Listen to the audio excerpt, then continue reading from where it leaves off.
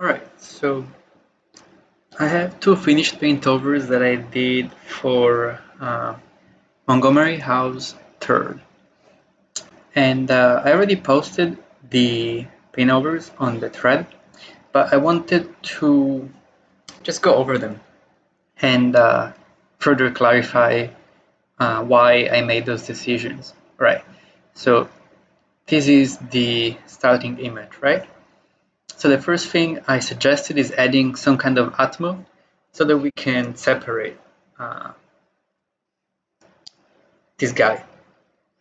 What does that mean? Well, if we have, let's say, a salmon looking background and we put a salmon, like a fish, on top of it, and I show to someone this picture and I tell them, what do you think of this salmon? They're going to be like, I see nothing.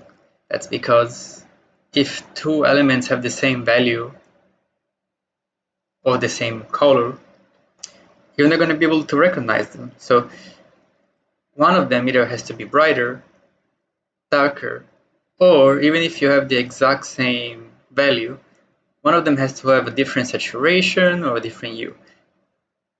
If you fail to have a separation, your image won't read.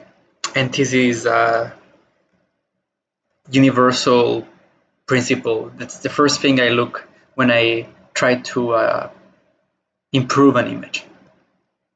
So this is step one, meaning now the elements separate. So now that the elements are separating, what can we do to further reinforce the image? Well, right now this salmon is flat, right? Well, we want to add shaping to it. So in Photoshop, we can just, for example, go and paint the bottom of this element a little darker, right? And since we have this guy already brighter, now even though this salmon is technically the exact same color as the background, because there's shaping on it, the values separate from the background, then you can recognize it, right?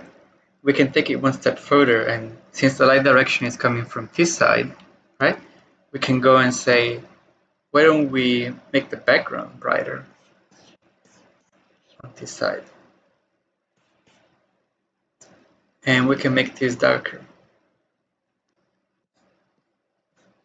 So now we went from a very flat looking image to one where not only the element separates, but we also suggested light direction. And I mean, you could take it even another step further and clarify, or where does this object sit compared to the environment? Now we have a cast shadow, right? So there's many ways you can help explain an image faster. But the first is the blocking. Without blocking, you can't really go into shaping, right? The element has to read against the background, and then you can reinforce the light direction, add contact shadow, and all of that. So that was the first thing I did for this image. Made sure that the character would separate, so it would read dark on bright by brightening the background. And then the rest of the notes are actually very small. This is a similar note that I gave Angela recently for one of her images, but if we think of a light as a small light source, we would expect to see very sharp shadows. Let's imagine this is the light, right? And let's say we have a hypothetical shape. Let's pretend this is a cube.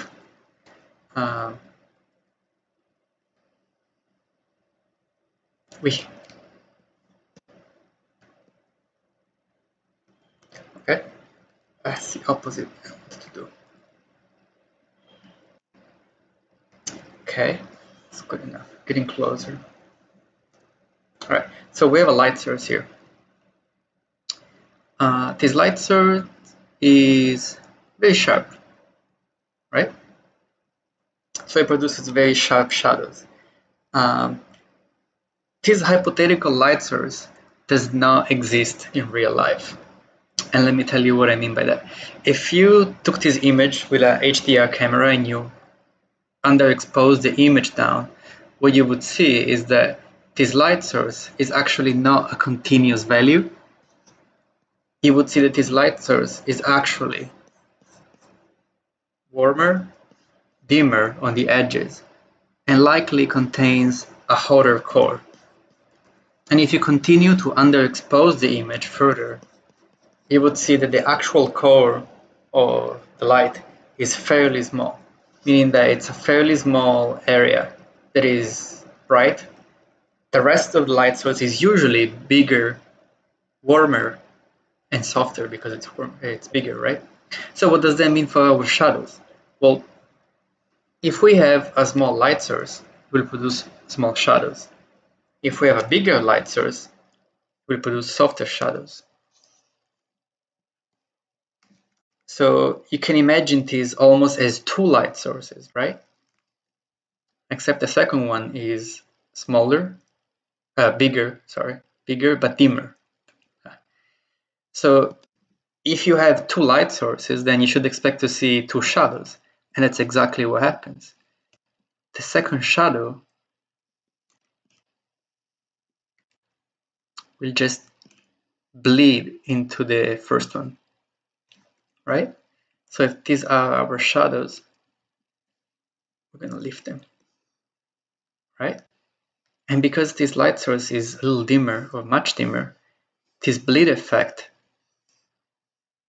won't fundamentally change the way the light works, but it will help introduce color in the transition between light and shadow, right? And so, long story short, that is what we're doing here. We went in areas where the light went immediately from bright to dark, and we softened that by adding this hypothetical wrap.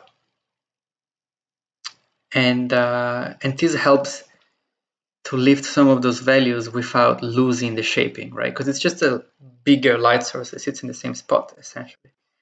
And you can see the same thing we did for the forehead. We're not fundamentally changing the image, we're just wrapping the light around it by duplicating the light, making it bigger, warmer, and dimmer. Then one of the last few things I did is adding a cool specular hit over here so that we can reinforce the idea that there is something light in the character at the top, get some shaping. And what I mean by shaping is, let's pretend this is a very dark place where, for example, it is right now. We want this to read dark on bright, right? Because that helps. And then we have some like greener light source at the top.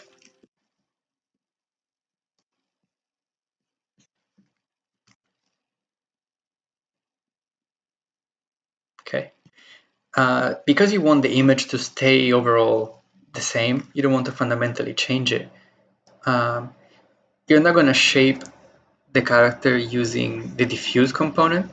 You'll mostly be using the specular. And so that's what I'm doing in this case, because I don't want to fundamentally change it. So even though this image is mostly dark, like all these values are very close, a specular highlight can help shape the asset, in this case his head, without fundamentally changing the value structure. You can see that just a small specular highlight over here can help shape his head.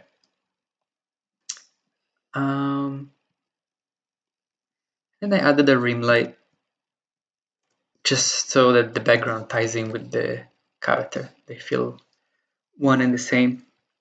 All right, so the next image, also from Montgomery, let me just double check that's his name, Montgomery, is this witch lady. And for this one, I did pretty much the same, apply the same principles. The character was blending a little bit too much with the background, like these values are very similar. And same here, these values are very similar. So I tried to find a way to group the character so it would be overall warmer. And you can see how I try to keep all of this area overall warmer, warmer. Whereas before, there were a lot of pockets that were warm, then they would get cool. Like all of this was going cool a little too quickly, right? So it was becoming harder to tell, well, is the character in light, in shadow? So I fundamentally just try to group the character. And if I could, let me do something quick, where I'm essentially saying all of this area is just going to be warm, right?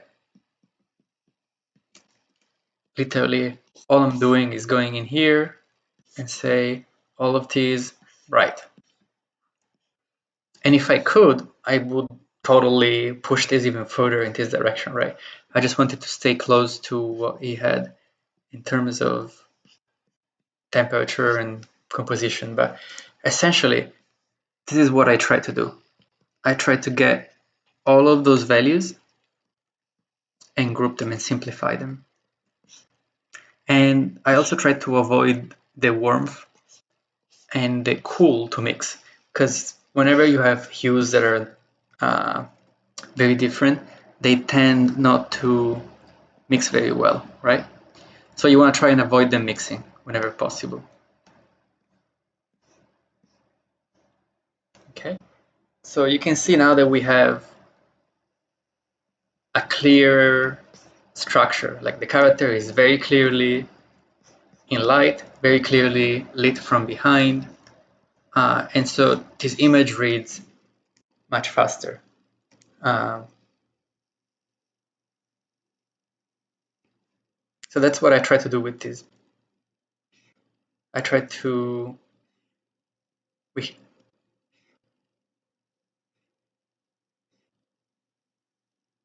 group elements together, keep the character mostly warm in the front, and then only cool in the back. So like areas like here where we were catching a lot of rim light, it was coming forward, it was distracting, and it's on the edge of frame. So I calmed all of that down. And that's about it. I think both images are very cool. In fact, this is amazing. I really like it. So hopefully this crit can help you push them even further.